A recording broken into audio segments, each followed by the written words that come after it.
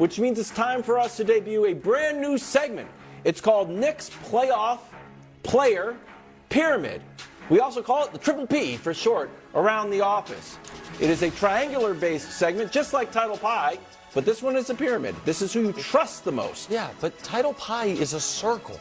No, the slices. It's like Trivial Pursuit. No, this is a pyramid. Imagine it's three-dimensional. And again, this is not a ranking 1 through 21 because it's 21 guys as far as who the best are. It has to do with who you trust the most or if you're up against them who you would most fear. Guys who missed the cut, by the way. Domantas Sabonis, Zion and Paul George injuries. Triple J was very close. And, of course, Austin Reeves. Here is the final level, 16 through 21. He just hasn't shown me quite enough yet. All right, Fox and Shea will be new to the playoffs, but they have been so great. These might be your 2 first-team All-NBA guards. I'm not saying they will be, but they're in consideration. Right. Despite having not been in the playoffs, I'll give them credit. Anthony Edwards was 25 a game in the playoffs last year. Brunson was great in the playoffs last year. Trey was great in the playoffs 2 years ago. And Clay just still...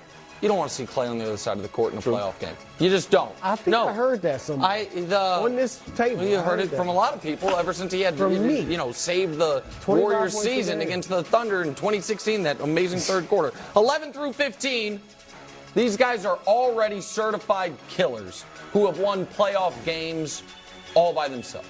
Donovan Mitchell's multiple 50-point playoff games. We have seen Ja be awesome in the postseason. We have seen Devin Booker be the leading scorer on a finalist. We have seen Drew Holiday be the best player on the court in a finals game. Well, probably second best to Giannis, but best player, better than anyone on the opposing team. And Jaylen Brown, under the finals, was better than Tatum in individual games. 7 through 10.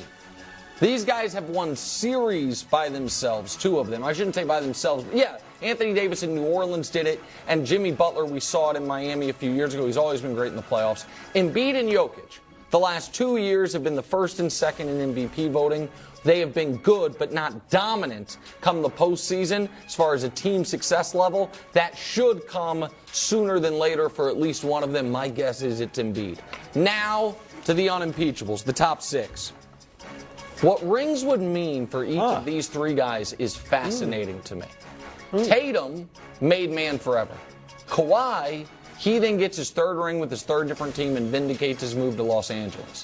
For LeBron, it would almost unfairly rewrite the expectations for the super aging player and what we think guys can do late into their career. Also, these 3 guys, their ability to this day, even as Kawhi and LeBron age, in a playoff game to take over on the offensive end and then still on an individual possession basis lock down on the defensive end. All 3 of them can do it. They are, in my opinion, the three of the best true wings in the league, behind only, of course, one of the guys on this level, which is Kevin Durant and Steph Curry. These 2 guys send double teams at them, and you just pray. There is no real defense for him. He's hoping that they're off and hoping their teammates miss shots. And even when you send doubles at them, they still can win a game, win a series, win a championship. We're yet to see Durant really be able to win the championship when you send doubles at him throughout. But he's been so great this year that you believe that is coming. And then, of course, at the top of the pyramid, Giannis. Giannis, who last year in the series they lost. He averaged 32, 14, and 7 for the postseason. The last time we saw him in the finals, he averaged 35, 13, 5 on 60% with 3 40-point games and a 50-piece. That, Chris Broussard, is your playoff player pyramid. I don't often say this on this show. In fact, I don't think I've ever said this on this show. Nick, you're done good. Oh, thanks, buddy. I mean, this is a good... I really can't find any issues with this pyramid. I think it's objective. Wow. You put KD and Steph ahead of LeBron. That's objective. Do you have an issue with where I have Jokic? No, not yet, because, again, objectively, you got Embiid on the same line. Yep. So that's fair. Butler, people could try to argue, is a little high. He's not of the caliber of those 3 players, the other 3 on his line. But in the playoffs, he steps up. Here's my issue. And since you've been objective, I want to see if you stay objective. Oh, here we go. We all know your pick to not only win, now is to win the East. is Philadelphia. I think they were the pick to win it all, right? Over Dallas? No, it was Dallas. Oh, it was Dallas over Philly?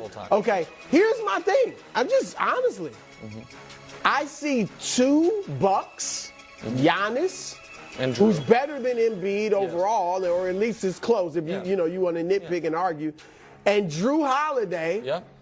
You see I see 2 Boston Celtics. Yep, that's right. Jason Tatum, Jaylen Brown. And if I go to the West, 2 Lakers, 2 Suns, we go on, 2 Warriors even. I see 1 76er. That's true. How in the world because are they going to win the East when they only have 1? And there are other players on here who are as good as Embiid. And then they have a teammate who's better than his best this is not simply who I think's going to win. It is about what you have proven. And James Harden has not proven that anyone should fear him in the postseason except for people betting on his team. I am aware enough to understand that. I also think one of the things the Sixers do have going for them is I think their overall depth is outstanding. I think Maxi's a great 3rd option. I think Tobias Harris is a good 4th option. Last night, playoff PJ Tucker showed up hitting those corner threes. But for the Sixers, do they need Embiid to play far better than that level on the pyramid for them to make the finals? Absolutely. But up to this point in his career, he has not been to a conference finals. So I can't put him ahead of any of those guys, even though this year he has obviously been better than LeBron, Kawhi, Durant and Steph with their injuries. Like, there's no argument there. So that's why Harden's got to prove it. What's up, He's a 3 on the Sixers. Pardon. You laughed at me because I'm a 6. He's a 3. No, that's not true at all. But go ahead. Well, I'm going to let the audience in behind the curtain a little bit. Yesterday, during the show, almost maybe I was speaking, I saw Nick checking his phone. So when we got to the break, I said, "Hey, Nick, what are you doing? Is there some sort of family emergency?" He said, "No, just checking if Player of the Month came out because Anthony Davis should win it." And I said, again, no one cares about that. So it's just an interesting way to say we sure have been singing Anthony Davis's praises over the last few weeks. Oh, Anthony Davis, one of the top 10 guys. Oh, Anthony Davis, leading the Lakers. I thought the Lakers were going to miss the play-in, but Anthony Davis has single-handedly lifted them up. Well, what if I told you that there was someone playing better than Anthony Davis that nobody wants to talk about? Wow. Yes. In fact, he was traded for Anthony Davis. His name is Brandon Ingram. Wow. Since March 19th, Brandon Ingram, 7-2. He's averaging almost 30 points a game.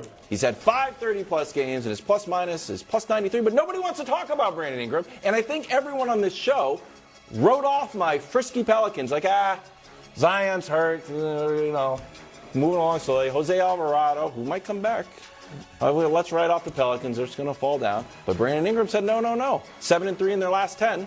I think Brandon Ingram, if they sneak in, make a little bit of noise. I think he deserves a little bit of respect from this show. Well done. Okay, who are you taking off? Well done.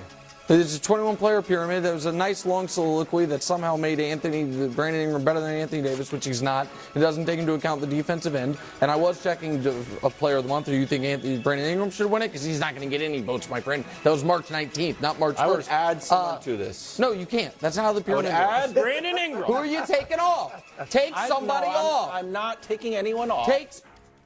Take somebody off. Take Trey off. You could argue to take Trey off. Have to be Trey. It would have to be Trey. Yeah, Well, maybe he played Edwards. so well in the playoffs. He's going to show Anthony up. Edwards was excellent in the playoffs last year, except for that he went for that saved stupid Luka. steal. I can't take him off. Yeah, you can't take Jalen Anthony, Brunson off. I don't know. Who are you taking off? Brunson, you could. I mean, it's tough. Exactly. But That's why Ingram it's a great has pyramid. been great. Ingram's been of late. excellent. But it's going to be. I tell you what, him and Zion, it's going to be an interesting.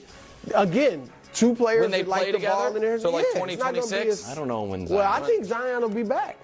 I don't know. I hope about so. that. Take the reins off. The reins haven't worked anyway. Let him play. If Zion, by the way, I would put Zion on the pyramid ahead of Ingram if he were back. Instantly. Instantly? Instantly. So if he plays. If he plays, Trey's out, Zion's in. Frisky Ingram